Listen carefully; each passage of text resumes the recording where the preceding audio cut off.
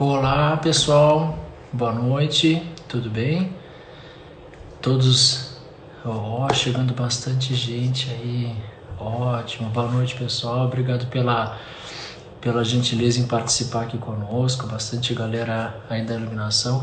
Silvia Bigoni, Silvia, gente, a gente vai conversar hoje com o Rui Soares do Relight, mas essa mulher que acabou de passar aqui, a Silvia Bigoni, é um astro da iluminação no Brasil também, né? A gente ainda vai combinar uma live com ela aí, conversando sobre algumas coisas. Só sinalizem para mim, por favor, se vocês me ouvem bem, se o som tá bom, tá chegando bem aí para todos, tá baixo, tá alto, para eu ir regulando aqui também.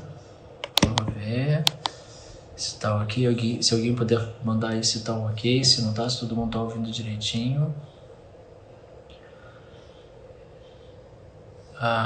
Me ouvem? Alguém pode me mandar aí só uma menção se o som tá bom ou não? Como que tá chegando aí para vocês? Vamos ver.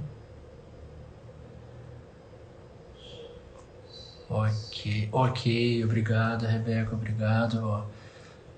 Olha só, vamos lá que a gente tem uma galera chegando aí. Obrigado pela gentileza do retorno do som. Bom, a gente vem conversando aí em algumas lives, já há algum tempo, sobre alguns assuntos, mas inevitavelmente a gente acaba chegando sempre no assunto da neuroarquitetura, né?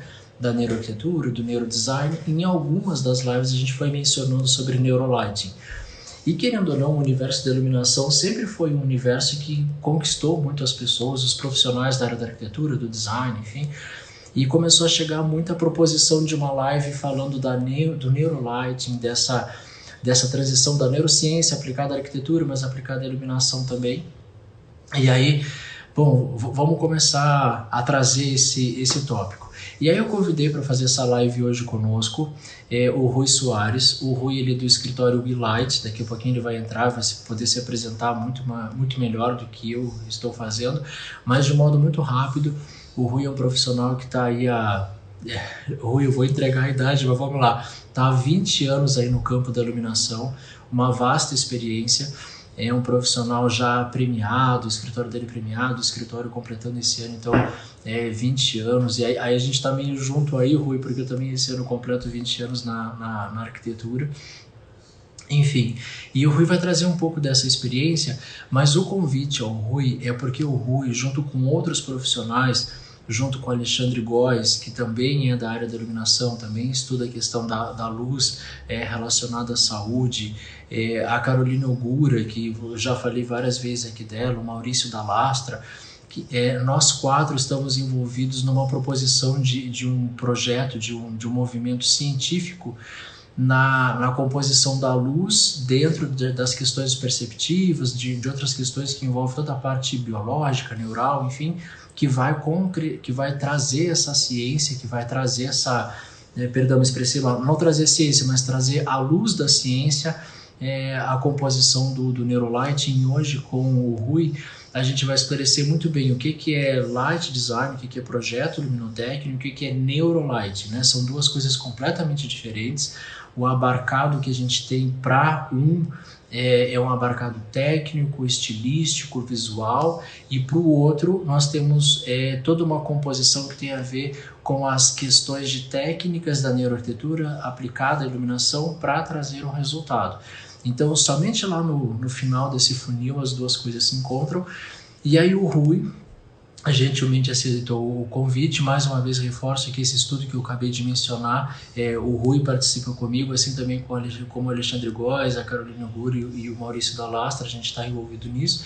Mas a gente vai bater um papo com o Rui, até porque isso surgiu num diálogo nosso, vamos fazer, e a gente acabou trazendo essa proposição aqui.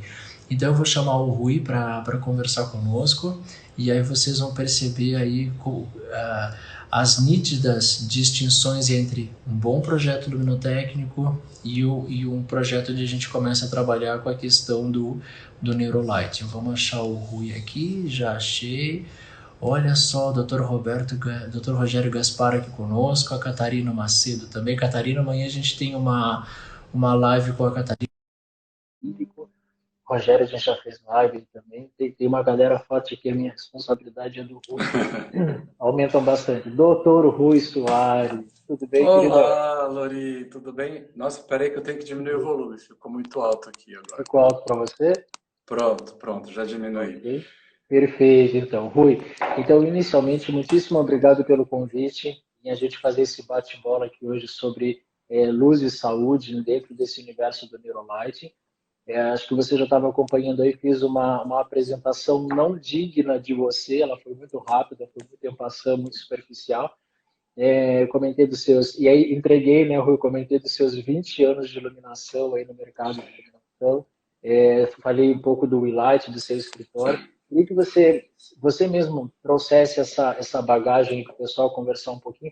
Eu sei que você é um pouco tímido para essas coisas, eu já vou falando de algumas coisas importantes. O Rui já fez mestrado nessa área de iluminação, com foco na parte de saúde, ele vai esclarecer um pouco mais, tá?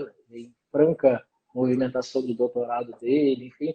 Então, a gente tem um cara aí que é um cara que vai trazer muito subsídio para o que a gente vai conversar hoje. Mas, enfim, não quero fazer spoiler de toda a sua apresentação aí. Não, a primeira coisa eu queria agradecer esse convite de estar aqui e te confessar que é a minha primeira live pelo Instagram.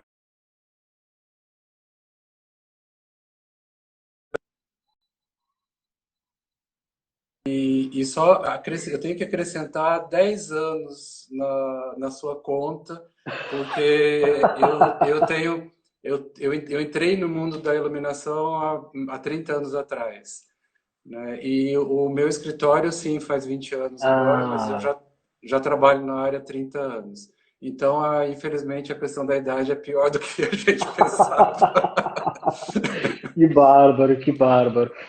Claro, a gente vai fazer depois uma outra live sobre isso, mas só para deixar o pessoal aguçado aqui, o Rui, né, nesse início da iluminação, trabalhou muito com eventos, né, Rui?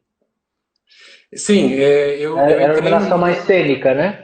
eu entrei no mundo de iluminação fazendo iluminação cênica, né? Trabalhando, foi no Rio de Janeiro essa experiência, e trabalhando nos eventos badalados daquela cidade, que na verdade não faltam, né? Porque é uma cidade super efusiva, enfim, as coisas acontecem bastante lá. Só que chegou um momento em que eu percebi que eu precisava me aprofundar nos estudos de iluminação. E aí eu entrei, fiz curso de pós-graduação na área, né, o curso do IPOG, que atualmente você é diretor, né?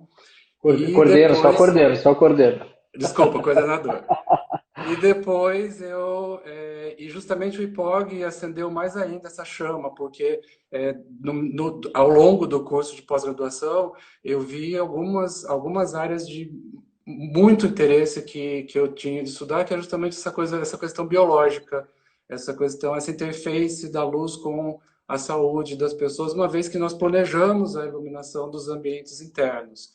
E aí fui fazer mestrado na área, né? E foi bacana, porque o mestrado realmente me, se mostrou um terreno bastante fértil para esse tipo de pesquisa, né, de luz e saúde, porque é novo, é um assunto bastante novo. Enfim, eu não parei mais. O doutorado agora está em andamento, já faz um ano e pouquinho, né? Então está em curso o doutorado agora. Mas o importante que eu acho interessante ressaltar é que essa busca de conhecimento ela é totalmente motivada pelo que a gente pratica, pelo que nós fazemos no mercado. Não resolve ter um conhecimento se você não tem onde aplicá-lo. Então esse é o que tem norteado minha busca. Perfeito, perfeito. Hoje eu vou fazer só alguns parênteses bem rapidinhos aqui. Só agradecer que chegou a Miriam Rojo também, que é uma super pesquisadora aí da neuroarquitetura. E há pouco tempo passou uma pessoa, que eu não, desculpe, perdão, eu não gravei o nome, perguntando se podia deixar perguntas. Fiquem muito à vontade para deixar as perguntas aqui. O que pode acontecer é eu estar no diálogo aqui com o Rui, ou eu ou ele, fazendo uma linha de raciocínio, e a gente passar desapercebido ou não conseguir responder a tempo. Caso isso aconteça, a gente vai tentar ao máximo ficar atento. Mas caso isso aconteça, fiquem muito à vontade para entrar lá no perfil, mandar pergunta em direct, sempre respondo todas, fiquem muito, muito à vontade.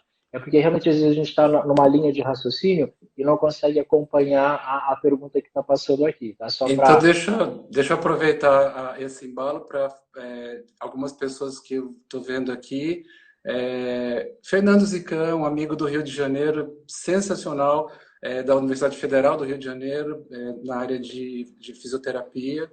Obrigado, Fernando, por estar aqui. Julie e, gente, quem mais? Emily. Tem uma galera aí. Nossa, Simone Guerra. Gente do céu, que Você legal. tá, Obrigado por estarem aqui. Ivo Feliciano está aqui. Poxa, nossas relações públicas. Que bacana. Obrigado, Ivo. e Vamos isso lá. aumentou bastante a responsabilidade agora, né, Rui? Nossa, agora eu comecei a tremer. Não, não, conhecimento não falta, graças a Deus. Rui, vamos começar o nosso diálogo da seguinte forma. Uma vez, vou contar uma conversa nossa de um tempo atrás. Há um tempo atrás nós nos encontramos, inclusive, lá no Rio de Janeiro, onde a gente pôde, inclusive, fazer uma visita a um projeto do Rio, um projeto do Rui, do eLight, lá no Rio, que tinha acabado de receber um prêmio. Depois a gente vai falar um pouquinho desse projeto técnico também. E o Rui me trouxe uma expressão que me tocou e até hoje eu carrego ela, né? E o Rui falou que eu era o cara do neurocoisas, né? As neurocoisas tinham a ver comigo. E aí a gente entrou em vários diálogos, enfim, então o Rui ficou marcado pelo neurocoisas. Rui, quando a gente conversa sobre neurolighting, assim como na neuroarquitetura, no neurodesign, sempre ficam muitas dúvidas a respeito disso. E eu acho que um dos papéis dessa live que nós vamos ter hoje é elucidar isso. Obviamente que a gente vai seccionando esse bate-papo, Luz e Saúde com as suas pesquisas, as técnicas de neurolighting, a gente vai fazendo link sobre isso.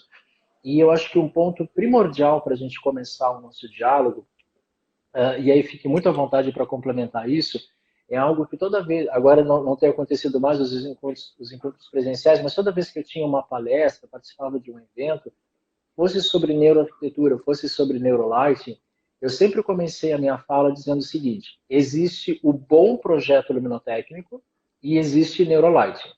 São duas coisas. Assim como na arquitetura tem a boa arquitetura e tem a neuroarquitetura. O bom projeto luminotécnico é aquele que já existia no mercado e sempre existiu no mercado com profissionais qualificados como o Rui, que está aqui conosco. A gente pode citar aí rapidamente o Mingrone, a gente pode citar alguns conhecidos nossos, o Rogério Franças, o Rafael Sanches. Na área de luz e saúde, não tem como a gente não falar da Medicense, da Bettina Martal, enfim. Então, a gente tem um conglomerado de profissionais extremamente atuantes no mercado e muito preocupados em relação à entrega de um bom projeto luminotécnico e algumas dessas pessoas que citei já começando a vir para esse mundo do Neurolight, a Bettina Martal, a Ned 6, enfim. Então, uma do que a gente vê hoje em dia acontecendo é algumas falas sobre neurolighting, trazendo algumas falas sobre neurolighting, mas na verdade se mencionando a um bom projeto luminotécnico.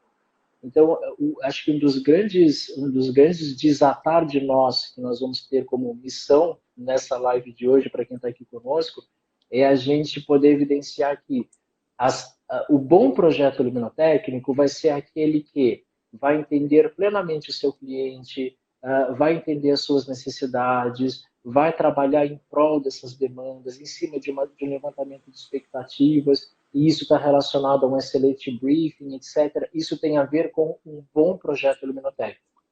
Na sequência, ele se torna técnico, né? Então a gente vai fazer aí todo um estudo de quais os equipamentos, fontes, sistemas a serem utilizados, vai entrar a parte de cálculo, a parte de diagramação dessa parte da luz, parar de pensar a luz em 2D, né? A gente chama aquela planta queijo suíço, né? A planta é toda pipocada com sarampo, né?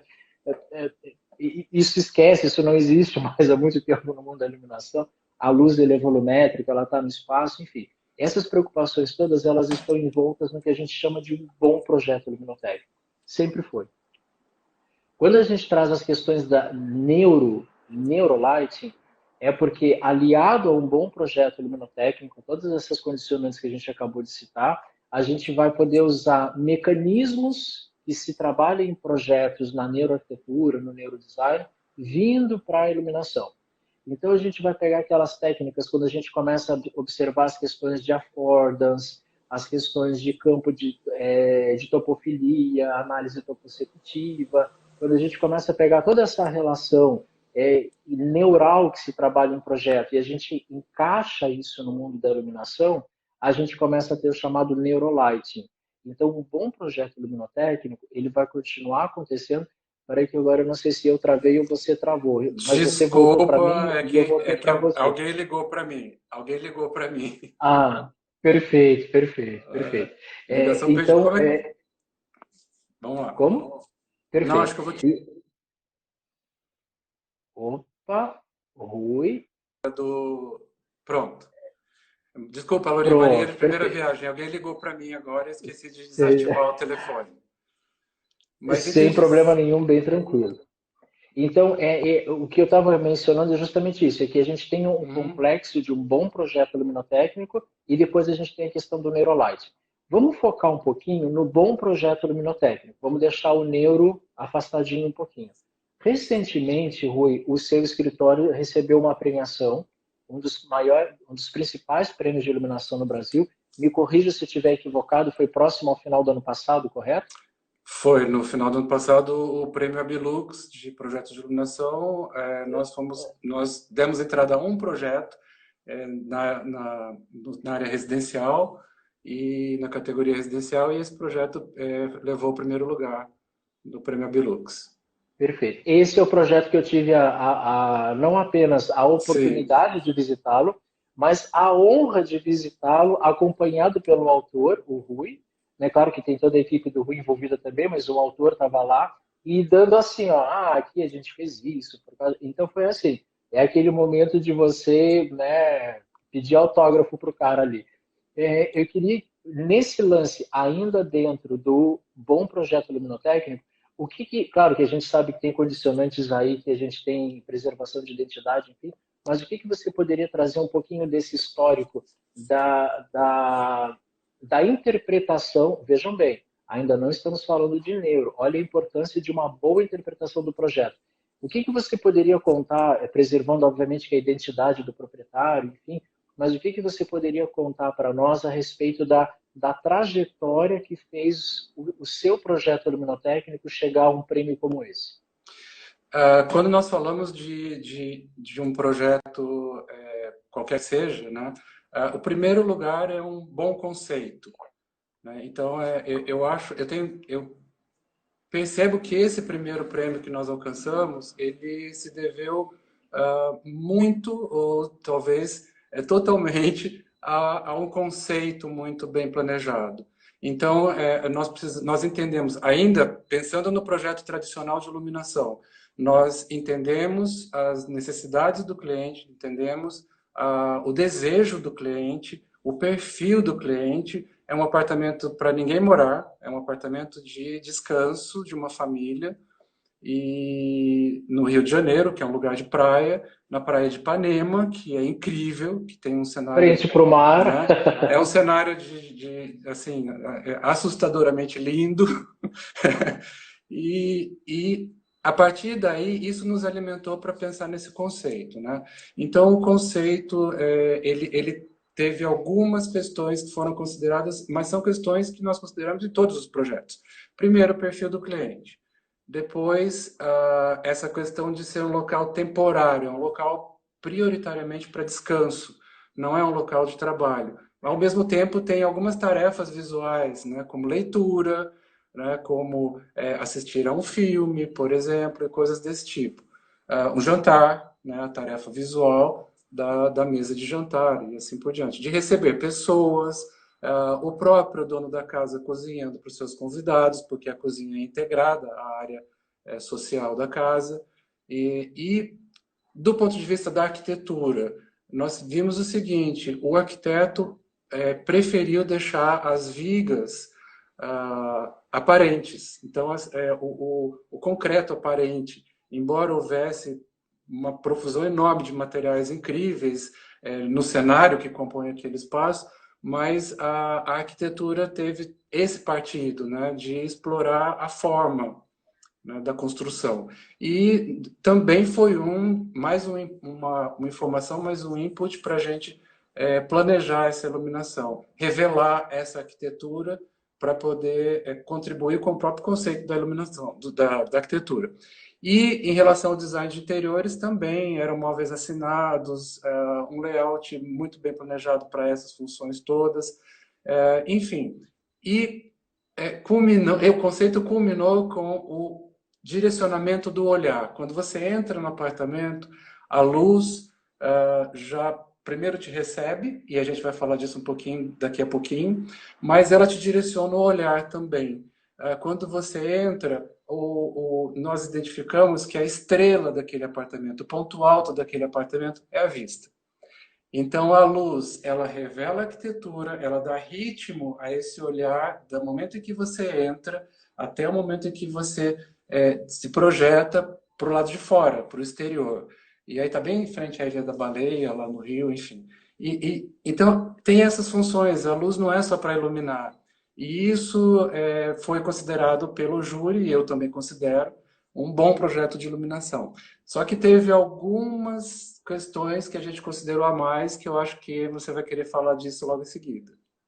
Vamos sim. Bom, olha que interessante quando a gente faz a divisão do bom projeto luminotécnico para o Neurolighting. Tudo que o Rui falou está completamente condizente com a observação do usuário, a percepção desse usuário, a percepção do espaço. Ele citou ali, vou pegar algumas frasezinhas que você usou, tá, Rui? A luz não apenas nos direciona, a luz também nos recebe. Olhem como isso faz parte de um bom projeto luminotécnico. Ainda não entramos no Neurolight. Então, isso é importante para a gente tirar um pouco dessa capa que está acontecendo, entre aspas, mercadológica com o nome Neurolight, enquanto a gente ainda não entendeu direitinho o que é isso. A gente vai chegar lá aos poucos. Rui, quando a gente vem para essa questão assim de subjetiva, né? A gente sabe que em iluminação a gente trabalha os aspectos qualitativos da luz, os aspectos quantitativos da luz, mas isso ainda é um olhar técnico, ainda aprimorado para o usuário humano, mas ainda é um olhar técnico. Quando a gente vem para essas questões sensoriais, agora a gente começa aos pouquinhos a entrar no universo do Neurolight, mas ainda com um pouco de parcimônia. Quando a gente vem com essa questão da percepção, como você disse assim, eu lembro que quando eu estava lá com você, você comentava assim, aqui a gente está usando a luz não apenas para iluminar o espaço, mas também para evidenciar determinados elementos do espaço. O que num outro momento a gente poderia dizer que era uma luz arquitetural, né? Aquela luz que mostra os elementos arquitetônicos ao mesmo tempo que ilumina o espaço, ou que advém dos elementos arquitetônicos, né? E aí lá você estava usando uma luz arquitetural, não apenas para cumprir a função de iluminar, mas também para cumprir essa função de conduzir, de receber, de orientar. Isso foi o tempo inteiro muito bem marcado. A gente percebe isso. Eu sempre digo que luz é 50% de um projeto por baixo, né? Um projeto mais ou menos bem iluminado, ele dá um up, e um mega projeto mal iluminado, ele decai. Esse trabalhar a visão desse elemento subjetivo da luz, porque tudo isso que a gente conversou até agora é subjetivo. Como que é isso no dia a dia do teu escritório? Que eu sei que vocês têm um volume enorme, graças a Deus, de trabalho aí, e você tem uma equipe que a gente percebe que você trata eles como pai, né? Você está sempre ali junto, compartilhando conhecimento. Como que é como que você traz para o projeto, aos pouquinhos indo, porque a gente vai chamar daqui a pouco de Neurolight, essa questão de trabalhar o ponto subjetivo da luz, né? O quanto a luz vai se comunicar com a pessoa independente do elemento físico que ela é. Bom, em primeiro lugar, a questão subjetiva ela está muito ligada com, na minha visão, com a melhor luz que nós temos no planeta, que é a luz natural. Então, eu costumo dizer que todo momento, toda vez que nós nos encontramos numa dúvida de projeto, né, numa encruzilhada, né, como eu resolvo essa questão? a gente, pelo menos para mim, funciona dessa forma. Eu observo melhor a natureza. Porque ela tem todas as referências que nós já estamos familiarizados, mesmo sem saber definir, mas quando a gente se aproxima de soluções naturais, a tendência é que o projeto já ganhe força.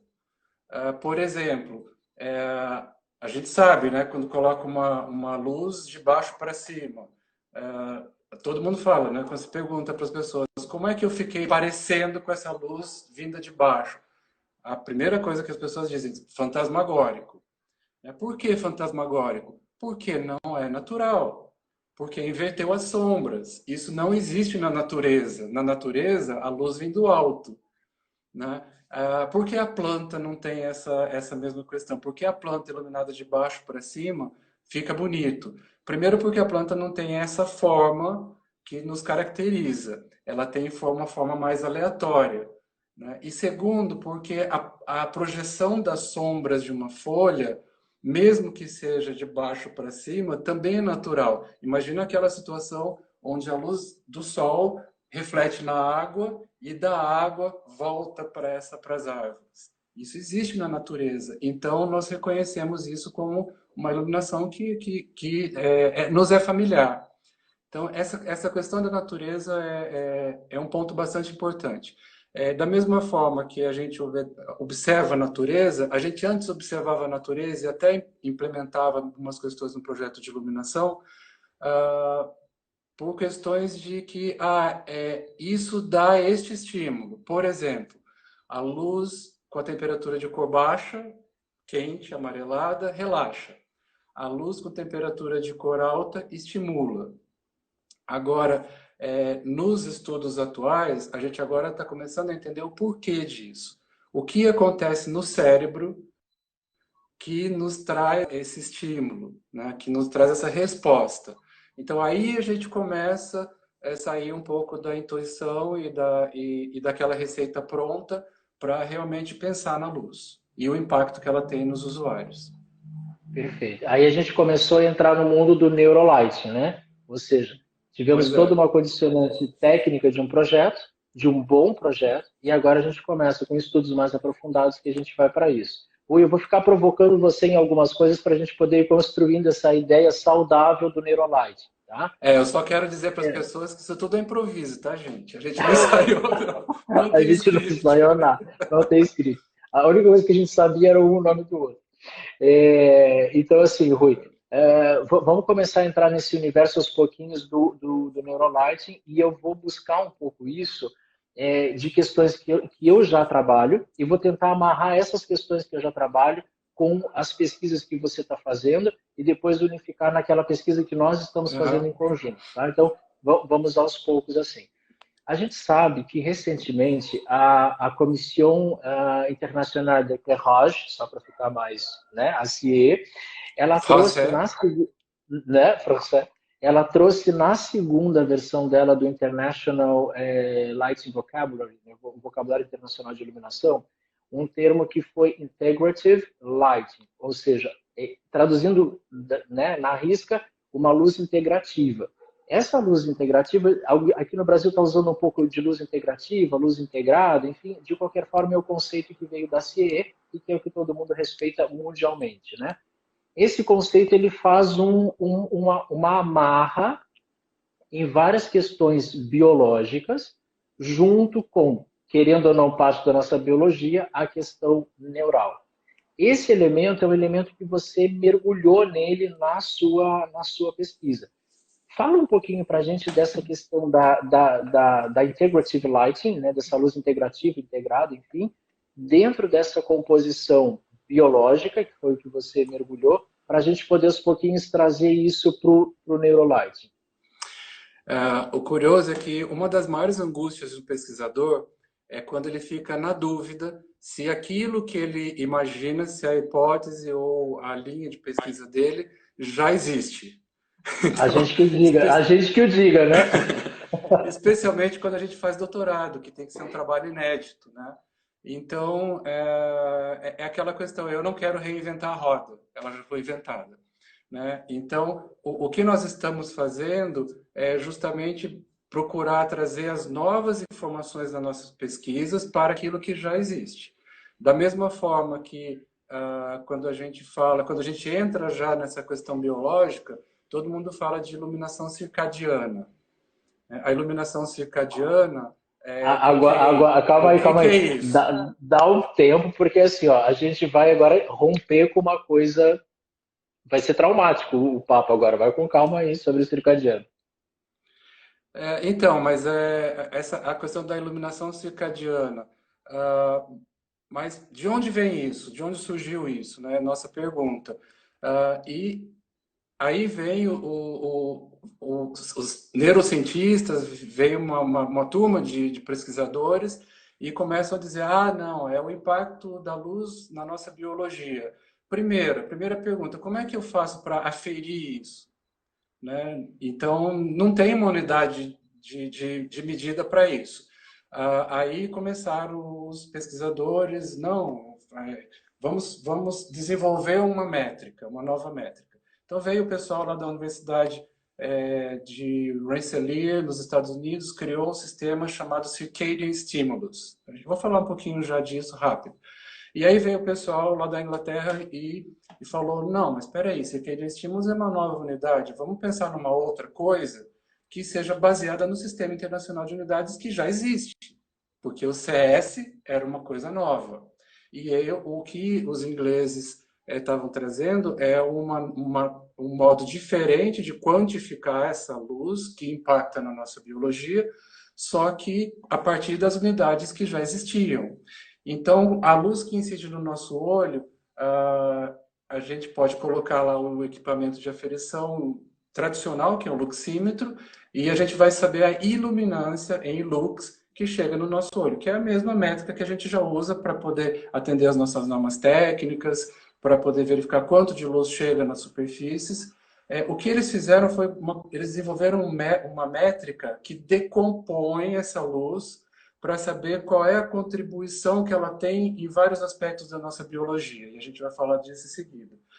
E então assim, e aí veio o CIE, conforme você falou, a Comissão Internacional de Iluminação, e falou: não, peraí, então vamos fazer com que isso seja oficial, e adotou isso como um padrão oficial, essa métrica que considera a mesma unidade que já existia, que é a iluminância, cuja unidade é lux. Pois bem, o que nós estamos fazendo agora? Nós estamos pesquisando, e o mundo inteiro está pesquisando, que impactos são esses psicológicos e biológicos. Os psicológicos já são mais conhecidos. O que ocorreu com essa nova expressão, iluminação integrativa, é que ela considera aquilo que nós já considerávamos no bom projeto de iluminação, que são as questões relacionadas à visão, né? Então, o ambiente ficar claro, não ter excesso de contraste, não ter ofuscamento, ou o mínimo possível, ter a luz adequada para as atividades adequadas. Isso tudo a luminotécnica já definiu muito bem. E são as questões relacionadas à visão. Algumas questões relacionadas à psicologia, por exemplo, a capacidade que a luz tem de dar a impressão do ambiente ser mais alto do que ele é, ter o maior pé direito ou menor pé direito, ou que a luz pode fazer com que a impressão, a leitura do ambiente seja de um ambiente mais largo ou mais estreito. Isso vem da psicologia. Né? E aí o outro aspecto que alguns deles nós já considerávamos no projeto de iluminação, no bom projeto de iluminação, mas aí se somam mais alguns. Por exemplo, se você considerar questões psicológicas de conexão com a natureza, você pode fazer com que pacientes de hospital tenham recuperação mais rápida das suas cirurgias, ou o que quer que seja. Especialmente os pós-operatórios cardíacos. Diminui tempo de UTI, isso significa economia de dinheiro, significa abrir espaço para novos pacientes, então tem uma série de benfeitorias, uma série de vantagens, né? Se você considera o projeto de iluminação. E aí, como você mencionou a Neide Sense, aí entra a Neide Sense, que fez há décadas, ela vem mostrando e provando para as pessoas, para os gestores dos hospitais, que a luz é importante, justamente por essa questão psicológica. E mais recentemente, e infelizmente mais recentemente, porque isso demorou mais para chegar, no ano de 2002 foi descoberto que nós temos no olho, lá na retina, no fundo do olho, um outro tipo de receptor de luz, cuja função é exclusivamente informar para o meu organismo se é dia ou noite. Então, esse tipo de fotorreceptor a gente chama carinhosamente de terceiro fotorreceptor, mas o nome é outro, bem complicado. Células ganglionárias intrinsecamente fotossensíveis. Esse fotorreceptor, ele serve para isso, para informar para o meu organismo se é dia ou noite. Ah, para por aí? Não. Por quê? E aí vem a neurociência estudando tudo isso, né? No fundo do olho, a gente sabe, todo mundo já ouviu falar do nervo óptico. Acontece que esta via neural que sai da retina e vai para o cérebro e que leva a informação de luz para o cérebro, existem 20 vias neurais que fazem funções diferentes a partir do mesmo estímulo de luz. Então, cada uma com a sua função. Algumas com função de enxergar, outras com função de dar a sensação de profundidade, outras para regular o reflexo da pálpebra, para poder, como um mecanismo de defesa, para não haver nenhum objeto, né, que possa danificar o meu olho. Outras justamente para eu me desviar de objetos que são arremessados, que porventura sejam arremessados em direção a mim. Essas vias de reflexo, elas são muito mais rápidas que a visão. Então, quando alguém arremessa um objeto na sua direção, o seu cérebro já viu esse objeto antes de você visualmente reconhecer que esse objeto está vindo, está chegando. E o seu cérebro já tomou as providências necessárias para você se desviar desse objeto, antes da visão. Então, Lori, eu estou vendo você agora na minha frente, mas o meu cérebro já te viu um pouquinho antes. Entendeu? Essa que é a questão. Então, e aí eu chamo isso dos caminhos da luz. A luz percorre vários caminhos depois que ela deixa de ser radiação eletromagnética e entra no nosso cérebro em forma de estímulos nervosos. E aí entra também, aí que a gente pode começar a pensar em neurolighting, porque envolve mecanismos neurais.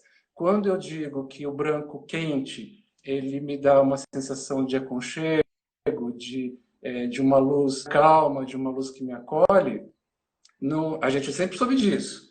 Mas aí o que acontece? Por que isso ocorre? Porque não tinha a métrica, né? Não, e não é só isso, porque antes de nós nascermos, antes da gente nascer, a gente recebe na nossa carga genética a referência de que a luz branco-amarelada é a luz do começo do dia e do final do dia, do nascer do sol e do pôr do sol. Então, o meu corpo entende que essa luz é aquela luz que me indica: nossa, amanheceu, que delícia, estou relaxado, pronto para começar minhas atividades. Ou, no final da tarde, olha, essa luz amarelada está me indicando que está chegando a hora do meu repouso.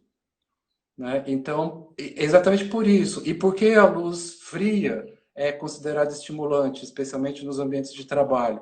Porque a luz fria, ela é a mesma luz que se associa à natureza com a luz de meio-dia, 3 horas da tarde. Da mesma forma, a luz bem azulada. Isso psicologicamente. Agora, fisiologicamente, o que acontece? Esse receptor que nós temos no olho, ele é sensível à luz azul. Especialmente a porção azul que está presente na luz branca. Ok? Tanto natural como artificial. Então, se eu tenho uma iluminação noturna na minha casa, muito intensa e não planejada adequadamente por quem tem conhecimento desse assunto, eu vou informar para o organismo do meu usuário que é dia. E aí começam os problemas. Porque esse mecanismo todo, essas vias neurais responsáveis por essa questão do dia-noite, na verdade são mecanismos que controlam a síntese de hormônios, especialmente a melatonina, porque esse fotorreceptor que foi descoberto em 2002, ele está diretamente plugado com a glândula pineal, que é a glândula que sintetiza melatonina. Então, se eu acordo de noite para ir ao banheiro, por exemplo, e acendo uma luz muito intensa, essa luz pode dizer para o meu organismo, é dia. E aí para de sintetizar melatonina Dá na no mesma outro. hora. É na hora. Essa supressão de melatonina é aguda. E depois que eu termino de ir ao banheiro e volto para dormir, pode levar até 2 horas e meia para o meu organismo voltar a sintetizar melatonina noturna, que é importante para todas as que acontecem durante o sono no nosso organismo.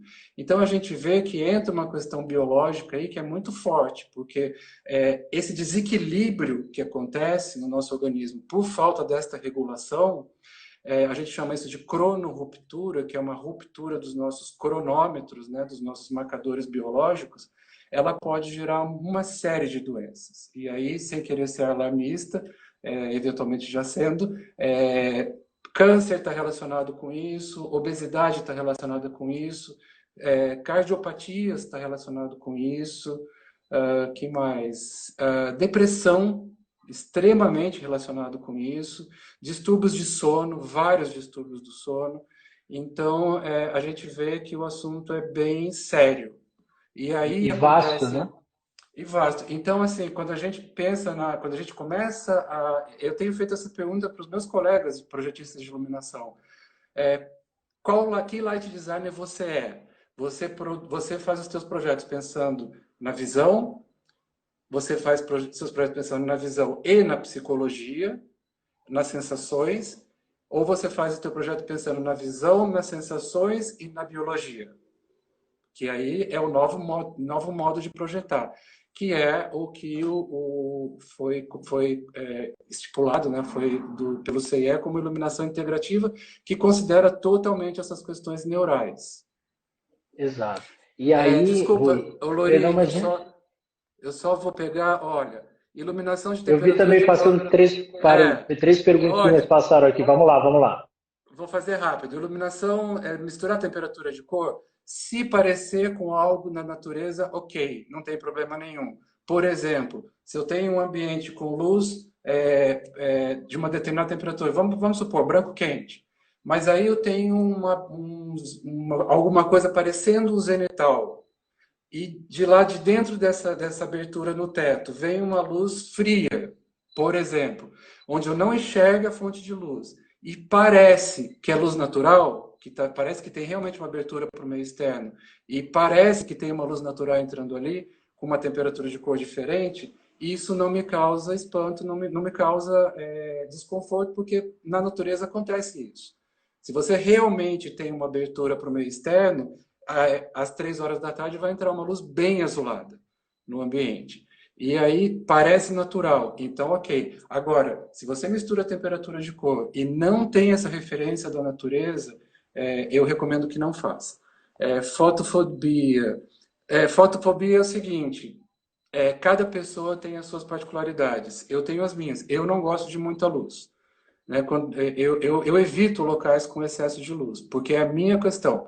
Aí vem as novas orientações de projetos de iluminação materializadas num selo de certificação chamado WELL, né, que é o selo WELL para poder certificar ambientes, né, certificar edificações. E na parte de iluminação, o selo WELL coloca como um quesito para pontuação justamente o controle individual da luz em ambientes de trabalho, por exemplo, para que a pessoa controle a sua luz, porque é uma questão individual, cada um tem a sua, As todo mundo tem percepções suas são únicas, preferências, né? cada um tem a Percepções sua, únicas. exatamente. Então é isso.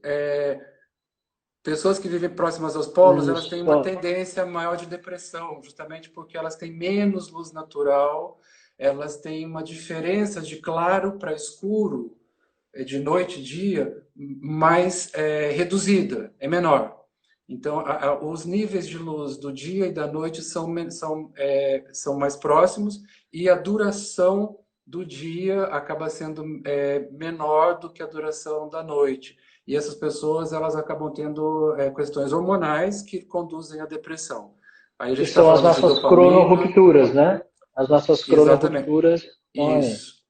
Diminui melatonina, diminui dopamina, diminui serotonina e pode resultar nessas questões. Gente, é importante dizer o seguinte, esses fatores não são fatores isolados.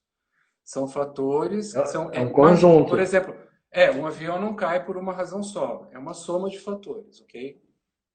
Vamos lá, Uhum. Lori, estamos quase acabando É de tempo. até, perfeito. Não, vamos lá, vamos lá. Até porque o termo, né, luz integrativa é justamente isso, não é um elemento, né? Não é nem só o técnico, nem só o perceptivo, nem é só a psique e nem só o biológico. É um girar de coisas, né?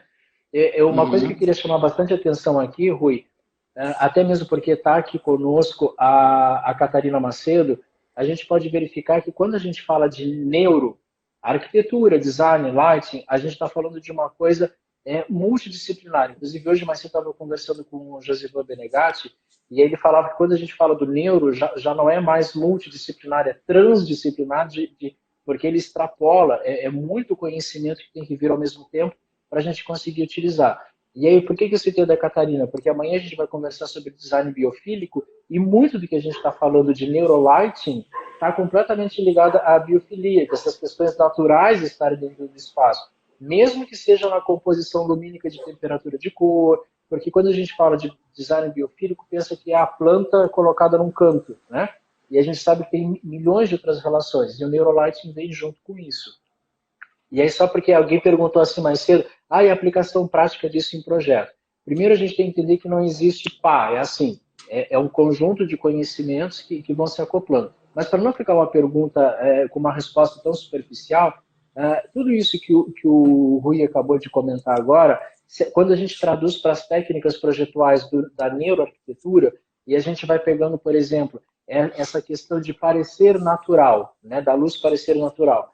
Lá em técnicas de neuroarquitetura, a gente começa a trabalhar, por exemplo, com as questões de priming, né, das impressões que a gente está passando, ou das questões de framing, de como nós estamos enquadrando isso no espaço. Aquilo que o Rui comentou antes de a luz recebe, a luz conduz, o que é esse receber, o que é esse conduzir, como que isso vai acontecer. Então, as técnicas projetuais, elas acabam acontecendo aqui. E olha que interessante, a gente começou a live dizendo assim, existe um bom projeto luminotécnico e o Neurolight. Então a gente começou a perceber que tudo que a gente está conversando sobre neuro, a gente não está falando de cálculo, a gente não está falando de fonte, a gente não está falando de grandezas, a gente não está falando de IRC, a gente não está falando de nada que é técnico. Isso é do bom projeto. Nem de efeitos a gente está falando. O máximo foi o que o Rui comentou, a questão da verticalização da luz, no sentido de parecer ou não parecer natural. Mas isso está tudo ligado com a questão da percepção. Então, só para evidenciar para as pessoas assim o quanto a gama de conhecimentos que vem por trás disso chega. Esse sistema que o Rui comentou agora, Rui, eu só vou fazer algumas traduções assim para pegadas do dia a dia, né? O sistema que o Rui comentou dos novos fotorreceptores que foram descobertos em 2002, ele traz para nós as nomenclaturas que a gente chama de, até depois se o Rui quiser complementar, que a gente tem um sistema visual e um sistema não visual, né? A gente tem essa percepção da luz por um sistema visual, que é aquele que a gente conhece, estamos vendo, e o não visual, ele faz parte de todas essas, vamos chamar assim, essas conexões receptivas, e como o Rui disse, né, você ainda não viu, mas o cérebro já viu. Então, existe um sistema por trás disso que também está ligado com a questão, vamos chamar assim, multissensorial. A gente tem uma gama de multissensorialidades e que elas acabam interagindo aí. Por isso, mais uma vez, que esse EE trouxe o termo do Integrative Lighting, né, a luz integrativa. Enfim, eu estava complementando aqui algumas coisas, vamos ver se passou mais alguma pergunta. Então, eu queria falar uma coisa. O sistema não À visual, vontade. nós temos vários sistemas não visuais, né? Exato. Tem sistemas não visuais, a gente colocou alguns, mas tem outros sistemas não visuais que conectam o nosso ambiente, quer seja um ambiente construído, quer seja um ambiente externo, natural, enfim, conectam com experiências dos nossos ancestrais, por exemplo, porque nós recebemos uma carga genética que, neste momento, a gente muitas vezes não sabe de onde vem, mas tem relação com questões justamente da nossa formação enquanto organismo. Eu queria voltar ao apartamento que a gente estava falando do Rio, porque a gente falou da questão da luz, do projeto de iluminação. E aí, onde é que entram esses outros aspectos que diferentes da tradicional luminotécnica, né? Quando você chega no apartamento, o hall de entrada desse apartamento, ele tem uma luz indireta e que lembra muito a luz do nascer e do pôr do sol. Porque o hall de entrada de um apartamento é justamente aquele local que você vai sair de manhã e vai voltar no final do dia. Então, quando você sai, ou especialmente quando você chega, você é recebido por essa luz que realmente lembra uma abóbada celeste na hora do pôr do sol. Depois que você entra no apartamento, você tem uma luz que revela a arquitetura, revela o design de interiores, mas ao mesmo tempo conduz o teu olhar lá para a vista, que é incrível, mas é uma luz que não tem a capacidade de informar para o teu cérebro que é dia. Essa é a questão mais importante. Então é uma luz que não vai atrapalhar a sua síntese de hormônios, e isso passa desapercebido, quer dizer, isso não é visível, né? Então, a gente tem o hábito de qualificar um projeto de iluminação pela aparência ou pela foto linda que ele possa produzir. E, na verdade, existem outros valores intrínsecos ao projeto, que são as questões psicológicas e as questões biológicas, que precisam ser consideradas também, e isso está muito incipiente, está muito no início ainda, até porque essa informação é muito nova. Em 2002, quando foi fotografado o terceiro fotorreceptor, na verdade ele foi descoberto um pouquinho antes, mas ele foi realmente fotografado em 2002. A partir dali começaram os estudos, né? Só que é uma quantidade gigante de variáveis para serem estudadas, né? Então a gente tem 15, 16 anos só de estudo nessa área. Só que agora, nesse momento atual, nós já temos subsídios para aplicar esse conhecimento nos nossos projetos. Eu acho que essa é a diferença do antes e depois. Eu queria só aproveitar aqui, o Rogério Gaspar falou de que ele acorda de manhã e vai para a janela. Gente, em época de coronavírus, façam isso. Façam isso, porque quando você acorda de manhã e vai para a janela, você está recebendo a melhor informação possível de que é dia. Então, o seu organismo entende com a luz natural que é dia. E assim, bastam 10, 15 minutos de luz natural no primeiro momento do dia, porque você marcou o início do dia. A partir daí, o organismo começa uma contagem regressiva, né? Para chegar a hora, à noite, de começar a sintetizar a melatonina. Então, quando você dá essa informação no início do dia, que amanheceu, o seu organismo começa a fabricar mais cortisol, que é o hormônio necessário para as suas atividades diurnas, e ele começa a contagem regressiva para começar a sintetizar a melatonina, desde que não tenha luz à noite. A melatonina só acontece à noite, na ausência de luz. E quanto mais ou quanto melhor está a tua síntese de melatonina noturna, melhor o teu sono, mais recuperador é o teu sono, melhor todo o equilíbrio dos outros hormônios. Aí eu estou falando de estrogênio, estou falando dos outros que eu já falei, serotonina, dopamina e etc. Todo o equilíbrio hormonal depende disso. A gente está acostumado a falar de relógio biológico. O relógio, eu não considero esse nome adequado, porque a gente dá os nossos marcadores biológicos, é assim que eu prefiro chamar, eles dependem de ser sincronizados todos os dias com a luz natural. Porque se não tiver a luz natural, eles atrasam todos os dias. Então a gente não pode chamar de relógio ou alguma coisa um mecanismo que atrasa naturalmente todos os dias. Nós precisamos da presença da luz natural para que ele não atrase. Então, isso muda completamente o projeto residencial, isso muda completamente o projeto corporativo, porque a gente achava que à noite a gente tem que ter a luz bem azulada, lotada de azul, para dar a impressão de que é 3 horas da tarde. Ok, para aumentar a produtividade. Ok, você aumenta a produtividade, mas o preço que essa pessoa, que o usuário vai pagar por esse aumento de produtividade é muito grande. Porque você está dizendo para ele, para o organismo dele, que é dia numa hora que não deveria dizer. ok? Você pode aumentar a produtividade com luz, eventualmente aumentando a intensidade ou modulando essa luz para que ela tenha um componente vermelho um pouco maior. Enfim, tem outros mecanismos que essa área estuda de como você aumentar a produtividade noturna sem causar esses malefícios que a luz com o rico componente azul pode causar. Perfeito, obrigado, Rui. Rui, até foram passando algumas coisinhas aqui, eu vou tentar lembrar de todo, porque eu fui passando o dedo junto. Amanhã vai falar com a Catarina Macedo sobre isso. E o nosso colega Oliveira Júnior, que também é um grande pesquisador aí da área da neuroarquitetura, assim como o Rogério Gaspar, que está aqui, que você mencionou também, ele pergunta, eu acho que é bem em relação ao escritório dele, ele está falando da menção da luz de 4.000 com a luz de 3.000, ou seja, ele usou na área de trabalho 4.000 e ele usou nas paredes um downlight em 3.000. Eu acho que a pergunta foi bem em cima do espaço dele, ele perguntando se era adequado. Principalmente no espaço do Oliveira, que eu também tive a oportunidade de conhecer, a gente tem vista para o mar, quer dizer, o abuso. Né? É um abuso, mas enfim, o cara é abusado mesmo, tá certo ele. Fica muito natural lá, voltando a essa questão, porque quando a gente tem a visão, principalmente quando a gente entra pela porta e o espaço dele é longilíneo, a gente tem a visão de fora. E aí nessa composição que ele fez, realmente a gente tem um corredor lumínico muito natural que enquadra, né, que faz um framing lá na janela dele, e aí nos dá essa composição. Então a gente enxerga nitidamente que é um ambiente de trabalho humanizado, tranquilo, em função disso. E tem uma outra questão.